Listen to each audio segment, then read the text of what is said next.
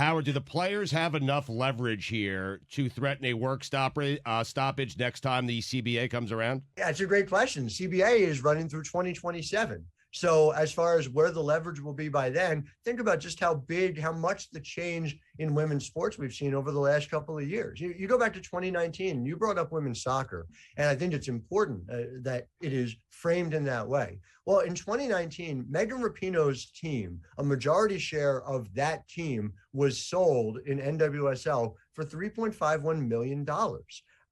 Less than 3 years later, the Washington Spirit was sold for $35 million. So you're seeing this type of exponential growth. In 2019, Megan Rapinoe's name was mispronounced at the City Hall ceremony honoring the 2019 World Cup champions. I was there. I remember cringing at the time it happened. Now, in 2022, we're seeing the women's national team successfully win equal pay along with back pay.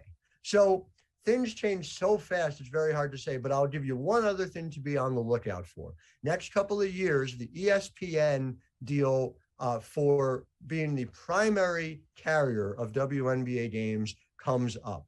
The WNBA's media rights deal is, in the eyes of many, comically undervalued, even relative to things like Major League Soccer.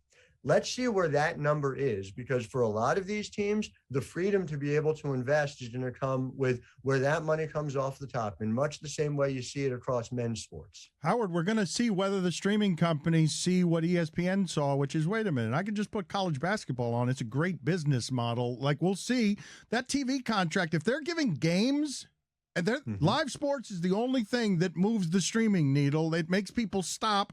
Live sports, nothing else is like that. If somebody figures out how to monetize the WNBA in a TV deal, all of the money here changes by leaps and bounds.